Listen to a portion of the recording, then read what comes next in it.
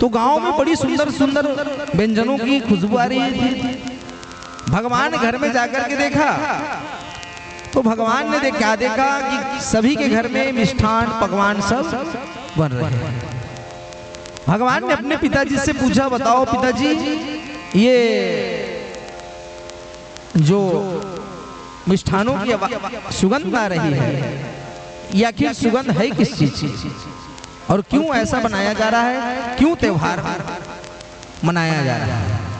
तो नंद ने कहा, बेटा वर्षा के देवता हैं इंद्र, कल हम सब इंद्र की पूजा करेंगे और इंद्र की पूजा करेंगे तो इंद्र जो है प्रसन्न होकर वर्षा कराएगा। और जब वर्षा होगी तो हम लोग ग्वाल हैं, घास जमीन पर होगी, बिना वर्षा के घास होने वाली नहीं है। और जब अच्छी खासी घास होगी तो उसको गाय खाएगी तो और अच्छा दूध देगी, तो हमारी आमदनी होगी। कहा भगवान ने कहा, पिताजी वर्षा कराने के लिए इंद्र की पूजा करने की जरूरत नहीं है, वो उसका काम है, वो उसका दायित्व है, उसको करना पड़ेगा।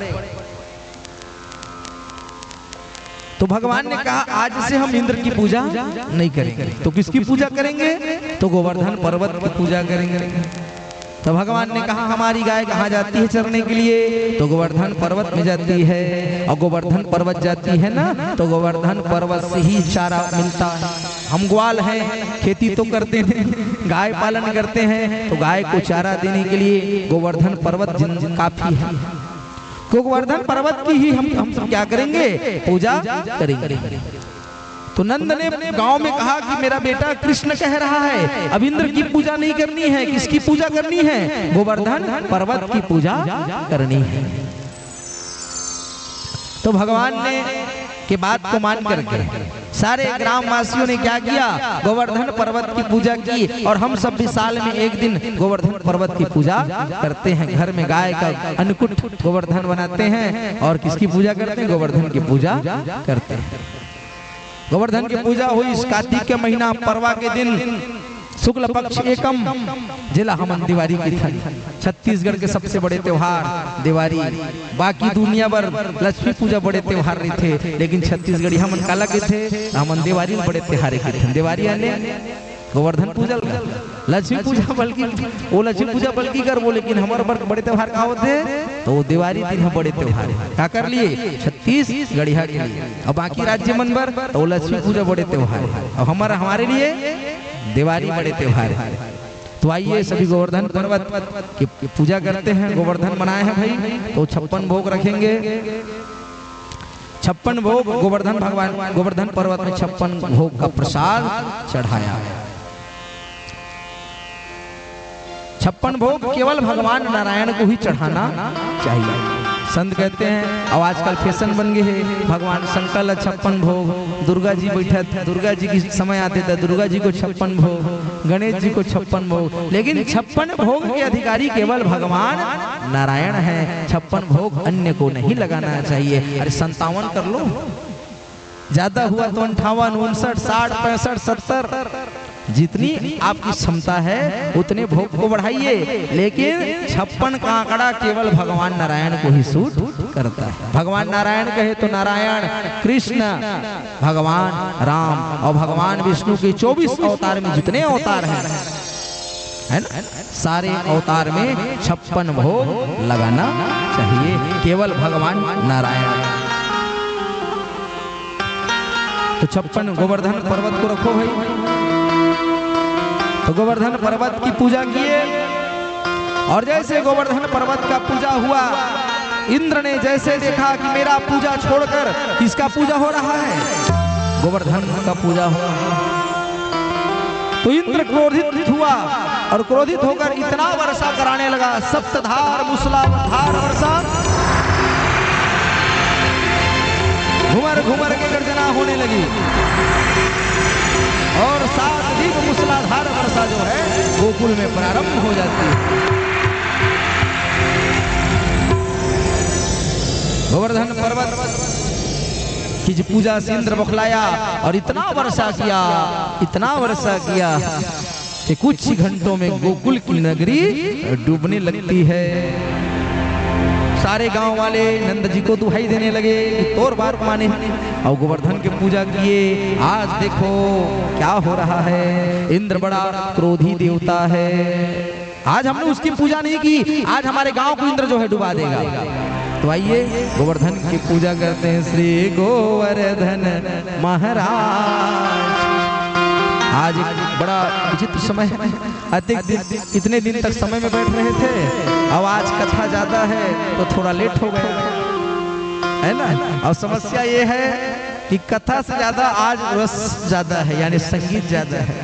कथा तो जो है तो है, संगीत की आज ज्यादा प्रधानता है। रास महाराज गोवर्धन, तो आप सब लोग ये न सोचे कि महाराज आज कथा कम कहा थे, संगीत ज्यादा कहा थे। संगीत के पक्षधर मुहनो हो, लेकिन क्या करे, हाँ समय के अभाव है। माँ की जगह हम 1 बजे बैठन तो 6 बजे उठन, 6 घंटा कथा कीथन, अब इस शहर 4 घंटा कथा कीथन गा, तो समय का अभाव हो गए है।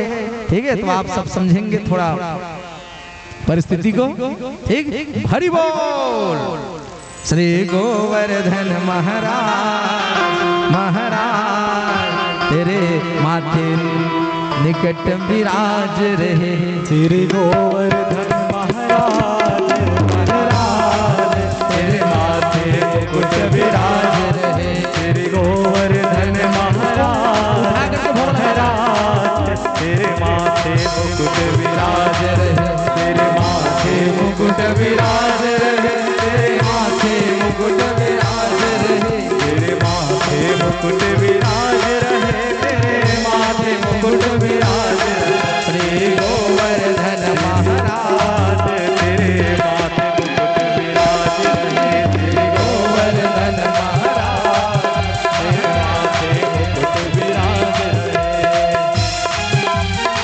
भगवान भागवत को छुआएंगे, भगवान में छुआएंगे।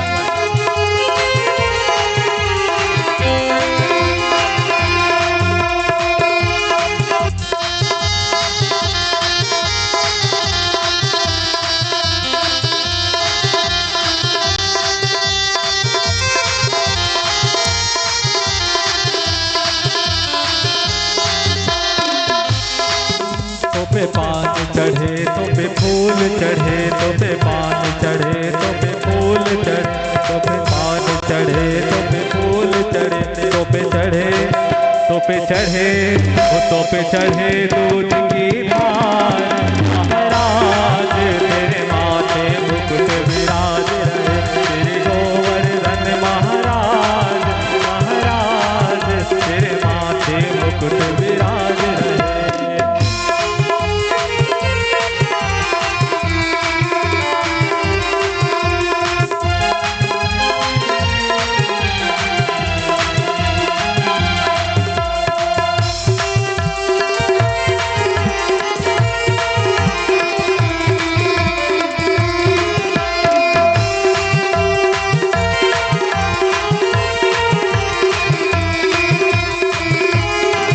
तेरे